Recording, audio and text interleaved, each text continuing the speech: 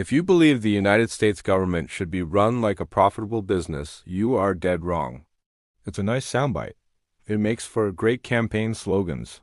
But here's the fatal truth. If Washington, D.C. ever did start acting like a corporation, the whole country would collapse. You've been lied to about what efficiency actually means when you're talking about a nation. And today, we're going to dive into the core reason why the simple-sounding idea is the most dangerous kind of nonsense. It's an idea that pops up every election cycle.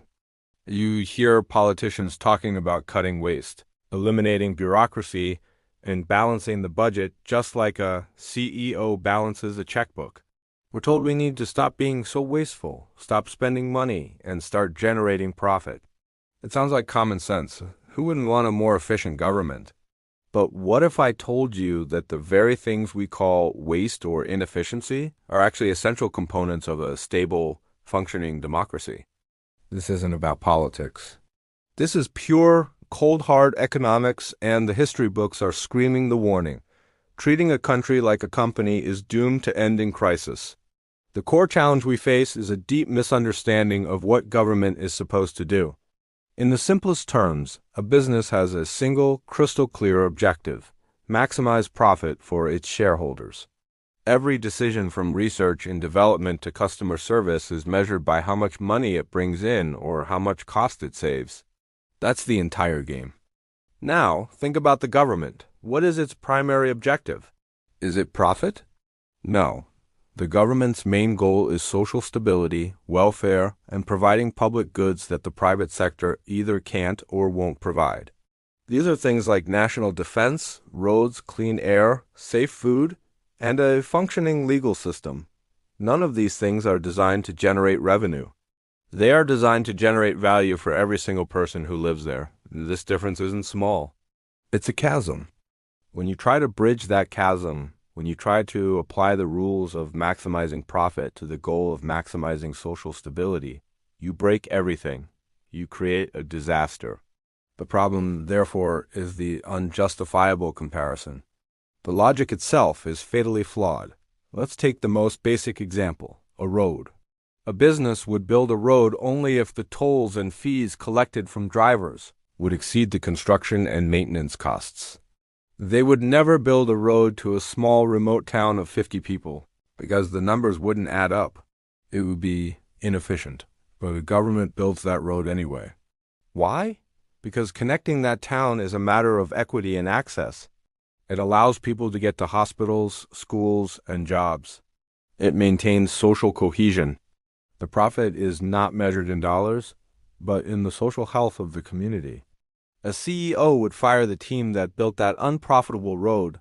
A nation honors the people who built that vital connection. This gets us to our central, compelling thesis.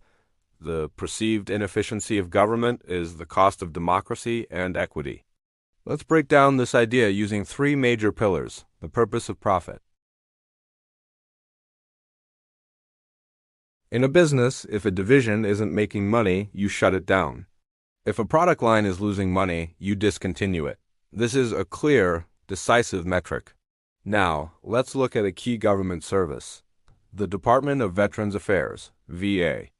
If the VA was run as a business, it would immediately fail. It generates no direct revenue. It is purely an expenditure. But is it wasteful? To a CEO, yes. To the people who rely on it, to the veterans who sacrifice for the country, it is a non-negotiable obligation. The profit is the moral contract between the government and its defenders. If a CEO took over the VA, they would immediately start closing underperforming hospitals in rural areas because they are too expensive to maintain compared to the small population they serve. They would stop paying for long-term, specialized care for rare injuries because the cost per patient is too high. In purely financial terms, this is efficiency. In human terms, it is a catastrophic betrayal. A business would charge people for access to minute-by-minute radar data. They would turn a profit. But the government makes it available for free. Why? Because a sudden, Free warning can save thousands of lives and billions of dollars in damage. The return on investment is not in dollars collected, but in lives saved and economic stability maintained. A business prioritizes those who can pay. A government must prioritize the entire population. Think about it. The moment you start demanding that public services break even, you are fundamentally altering who gets to use those services. You are moving from a system based on citizenship to a system based on ability to pay. That is the moment the social contract collapses. A successful business, when faced with a huge, complex problem, often splits it into smaller, manageable pieces, or, if it can't, it simply doesn't address it. It can choose its customers, its market, and its focus. The government has no such luxury. It is a monopoly of responsibility. Let's use the classic example of the U.S. Postal Service, USPS. Many people point to the USPS's financial woes as the ultimate proof that the government is inefficient. Why can't they be like FedEx or UPS? The critics shout. The reason is simple. USPS has a mandate called Universal Service Obligation, USO. FedEx and UPS, they can choose to only deliver to profitable urban and suburban routes. If delivering to a remote cabin in the mountains takes too much time and gas, they charge an outrageous fee or simply refuse. They maximize their profit per delivery. USPS. The USO requires them to deliver a letter to every address in the country, 6 days a week at the same low price, whether it's in downtown Manhattan or that remote mountain cabin. They must serve the unprofitable routes. If the USPS was run as a business, it would instantly stop serving 20 to 30% of its routes, the ones that are too costly. This would be fantastic for their balance sheet. But it would be a fatal blow to rural America. Small businesses couldn't send or receive goods. People couldn't get their medicine or ballots. Social stability would crumble. The inefficiency of the USPS, the fact that it loses money, is the literal cost of maintaining a unified, connected country. Furthermore, consider the sheer scale of government responsibility. A large business might deal with a few 100,000 employees and a few million customers.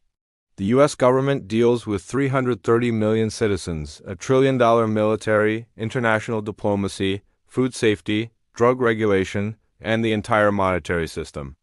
It's a bureaucracy not because people are lazy, but because managing the complexity of a modern nation is an inherently complicated task.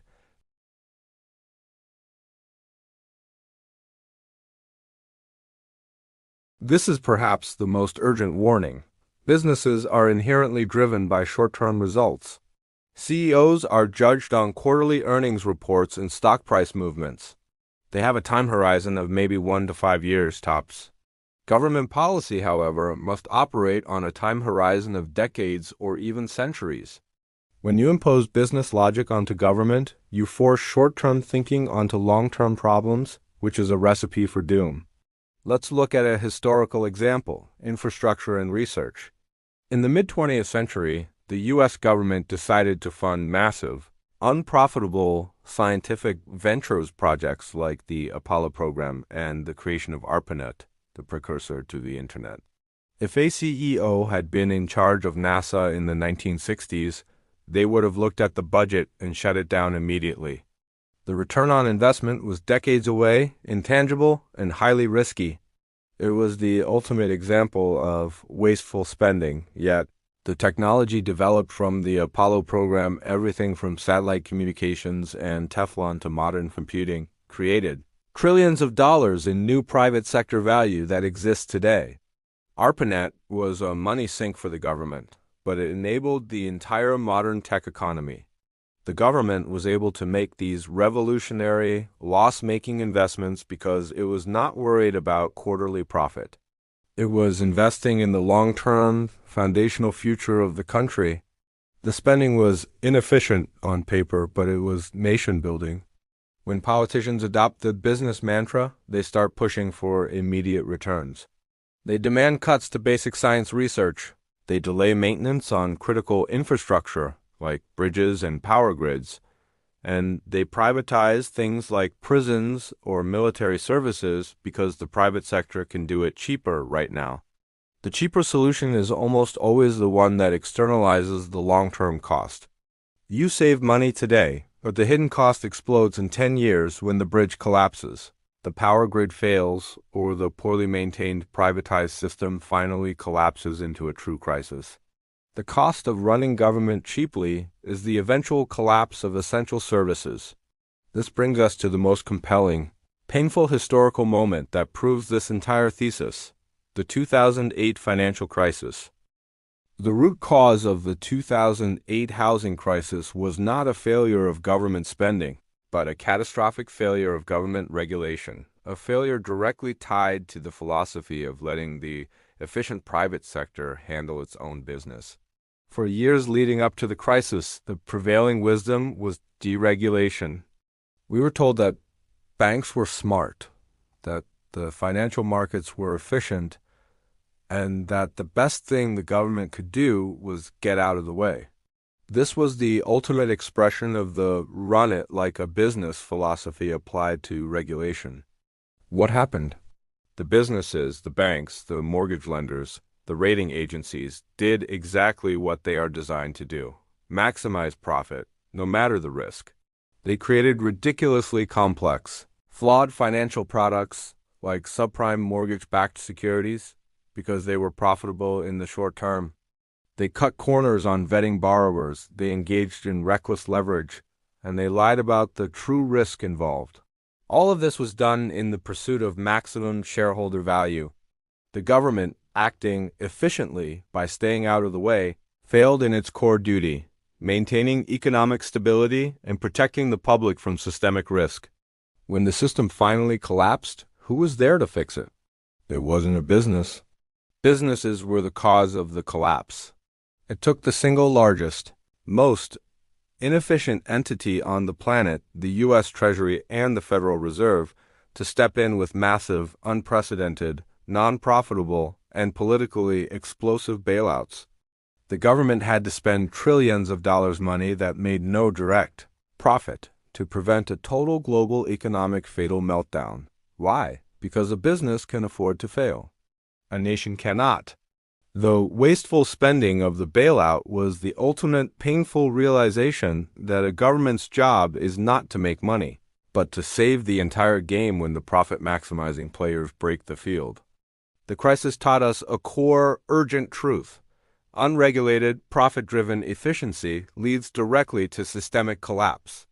The inefficiency of strong regulation, the cost of compliance, the drag on quick profits is the necessary cost of national economic stability. So, let's circle back. The next time you hear a politician demand that the government be run like a business, you need to understand exactly what they are suggesting. Eliminate all services that don't generate direct, visible revenue. Say goodbye to connecting rural towns, funding basic scientific research, and upholding moral contracts with veterans. Abandon long-term thinking in favor of short-term quarterly results, guaranteeing future infrastructural collapse and systemic crises. Prioritize the paying customer, the taxpayer, donor, over the general public, fundamentally eroding the principle of equity and citizenship. The very processes we call red tape or bureaucracy, the slow, painful, deliberative processes of a democracy, are there for a reason. They exist to ensure that decisions are fair, that every voice is heard, that mistakes are minimized, and that the long-term, non-profitable goals of equity and stability are met. The government is not a car company or a grocery store.